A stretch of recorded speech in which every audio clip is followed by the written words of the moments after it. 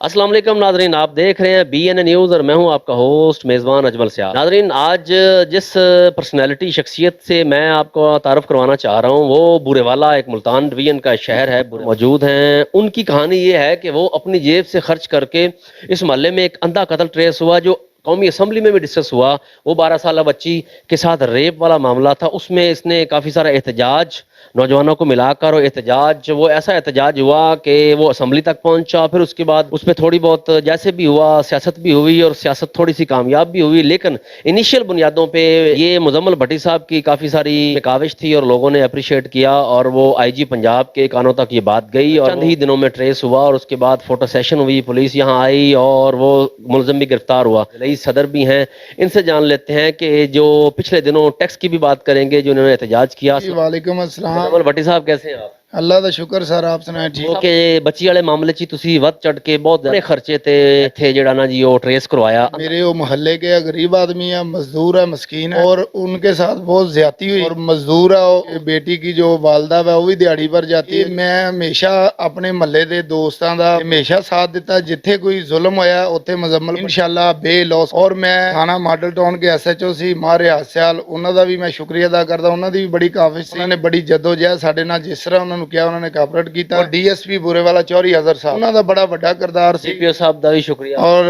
बिहाड़ी DPO साहब राणा परवेज साहब उन्हों का भी मैं शुक्रिया अदा करदा कि उन्होंने अंधे कतल नूं ट्रेस किया और बड़ा उन्होंने साडा साथ दिता, महल्ले वालियां दा बड़ा तामन किया। किसान इत्तेहाद के हवाले से पहले तो मुबारकबाद, आप जिला व्याड़ी के सदर मुंतखब हो। इसमें बहुत ज्यादा लोगों को बिल आ रहा है, ट्यूबवेलों का बिल है, किसानों के हवाले से हकूक की बात आप करते रहे हैं। उसके बाद घरेलू सार्फिन को जो है वो थोड़े थोड़े यूनिट पे भी 16,000 15 साल इस तरह का बिल आता रहा है। क्या कहेंगे इस हवाले से मौजूदा हुकूमत से? शहबाज शरीफ साहब वज़ीर-ए-आज़म। जी सर, देखो ना कि एक मजदूर आदमी है 700 रुपए दिहाड़ी कमांदा, 4 उनके बच्चे, गयाई बहुत ज्यादा वै। गरीब आदमी नूं 75 यूनिट सड़े है, 16,000 रुपए घरेलू आया, किस तरह पे करनगे? नहीं। दूसरी बात यह है कि मैं नून लीग की हुकूमत नूं ये अपील करदा बतौर जिली सदर किसान पंजाब किसान तहत दे हवाले नाल ये बुनियाद टैक्स पाए गए आ गरीबां बंदियां ते लागू किया गया, इहनूं खत्म किया जाए। और किसान एक मुल्क पाकिस्तान की रीढ़ की हड्डी है। वो गंदम चावल दूध दालां किसान मुहैया करके अपना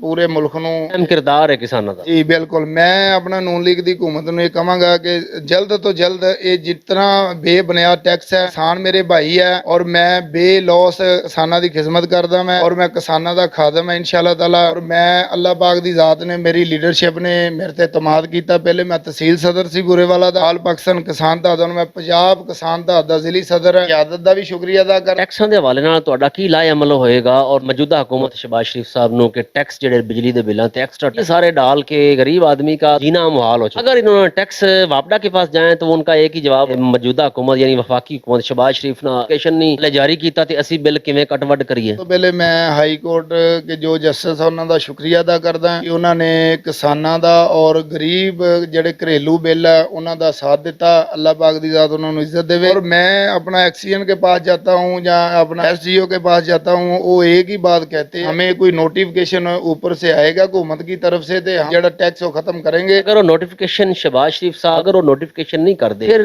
किसान इत्तेहाद लाए अमल अगला की होएगा? मैं इंशाअल्लाह ताला पूरे मुल्क के किसानों ਨੂੰ ਕਹਾਂਗਾ ਅਸੀਂ ਆਪਣਾ ਹੱਕ ਲੈਣਾ, ਅਸੀਂ ਇਤਜਾਜ ਕਰਾਂਗੇ और ਜ਼ਿਲ੍ਹਿਆਂ 'ਚ ਵੀ ਕਰਾਂਗੇ और ਤਹਿਸੀਲਾਂ 'ਚ ਵੀ ਕਰਾਂਗੇ और इंशाअल्लाह जल्द ਕਰਾਂਗੇ। मैं नून लीग ਦੀ हुकूमत